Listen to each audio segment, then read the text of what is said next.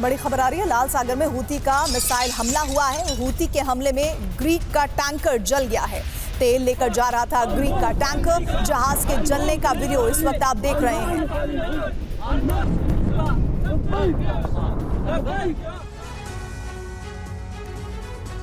बीती रात हिजबुल्लाह ने इजरायली सरजमी को बारूद से पाट दिया। ताबड़तोड़ अंदाज में रॉकेट से प्रहार किया गया, जिसका नतीजा ये हुआ कि आधा दर्जन उत्तरी इजराइल के इलाके राख हो गए।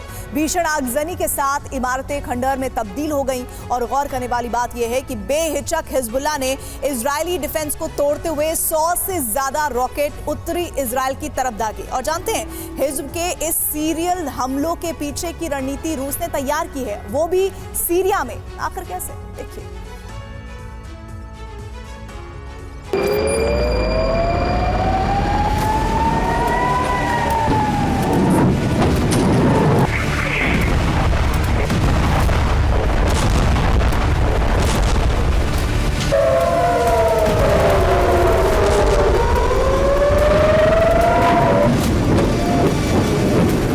बीती रात इजराइल की धरती एक बार फिर बारूदी भूचाल से थर्रा उठी।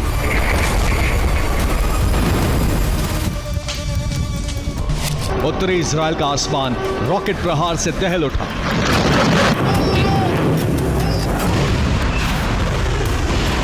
शोलों की शक्ल में बरसते बारूद ने सनसनी मचा दी।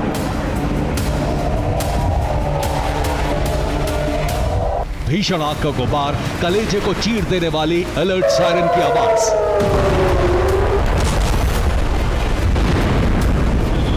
सुलगती इमारतें और खंडहर में तब्दील मकान।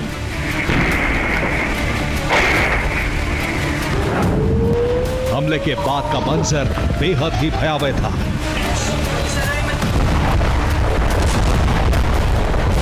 उत्तरी इजराइल से सामने आई ये विस्फोटक तस्वीरें किसका बारूदी ट्रेलर थी? लेबनान के हिजबुल्लाह संगठन का, जिसने बीती रात इजराइल में रॉकेट से ताबड़तोड़ प्रहार किए, जिसे देख तेल अवीव दहल उठा। इजरायली डिफेंस समेत नेतन्याहू के भी होश फाख्ता हो गए, क्योंकि बीती रात उत्तरी इजराइल में हिजब ने 100 से ज्यादा रॉकेट दागे। नॉर्थ इजराइल के 6 शहरों पर एक साथ रॉकेट अटैक हुआ। हिजबुल्लाह के हमलों में 2 दर्जन से ज्यादा लोग घायल हुए। रिहायशी इलाकों के साथ साथ आईडीएफ का बेस भी तबाह हुआ। हिजबुल्लाह के नॉन स्टॉप हमले के चलते बीती रात पूरे उत्तरी इजराइल में एयर अलर्ट सायरन बजता रहा। हालांकि इजरायली डिफेंस ने दावा किया कि उसने हिजबुल्लाह के 85 रॉकेट्स को आसमान में ही नष्ट कर दिया।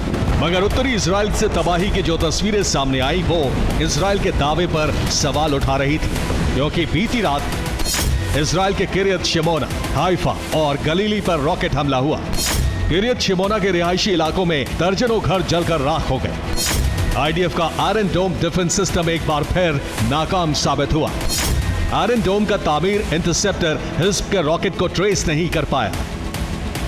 ये तस्वीर उत्तरी इजराइल के किरियत शिमोना इलाके की है, जहां रात के वक्त आसमान में सिर्फ रॉकेट का झुंड दिखाई दे रहा है। दावा किया जा रहा है कि बीती रात किरियत शिमोना समेत उत्तरी इजराइल के इलाकों में हिजबुल्लाह ने सिलसिलेवार अंदाज में रॉकेट दागे।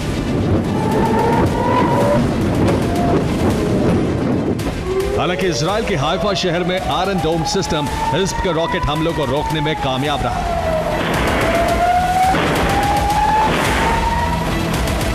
अगर उत्तरी इजराइल के गलीली इलाके में आयरन डोम सिस्टम रॉकेट को इंटरसेप्ट करने के बजाय जमीन पर आकर गिरा और जोरदार धमाके के साथ आग का गुबार उठने लगा।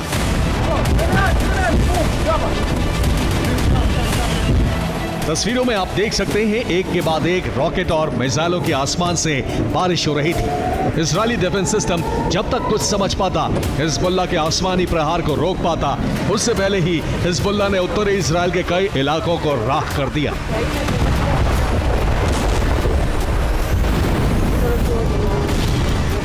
ये बात हर कोई जानता है कि हिजबुल्लाह को ईरान का समर्थन है।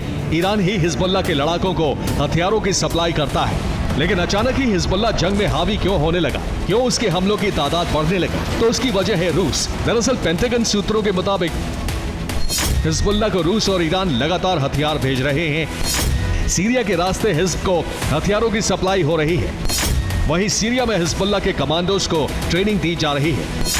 रूसी सेना के अफसर हिजब के कमांडरों को ट्रेनिंग दे रहे हैं। मतलब ये कि रूस ईरान के हथियार और युद्ध नीति के जरिए हिजबुल्ला इजरायली धरती को सुलगा रहा है, बारूद से पाट रहा है, ताबड़तोड़ रॉकेट हमले को अंजाम दे रहा है।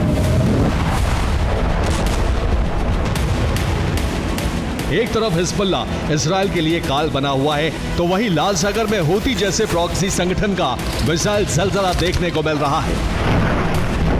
इस बार हूती ने फिर एक ऑयल शिप पर हमला किया और हमले से जुड़ा वीडियो भी जारी किया। लाल सागर में हूती के हमलों को लेकर जो जानकारी सामने आ रही है, उसके मुताबिक हूती लड़ाकों के हमले में ग्रीस का कमर्शियल शिप तबाह हुआ। शिप में भरा 1,50,000 टन क्रूड ऑयल राख हुआ। ग्रीस के ऑयल शिप पर दूसरी बार हूती ने मिसाइलें दागी। पहले हमले के बाद करीब 25 क्रू मेंबर्स ने शिप को छोड़ा था।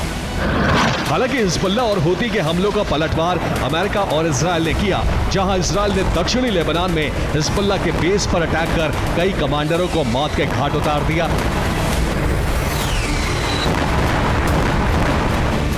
वहीं यमन में यूएस यूके ने जॉइंट अटैक के जरिए हूती के 2 इलाकों में एयर स्ट्राइक।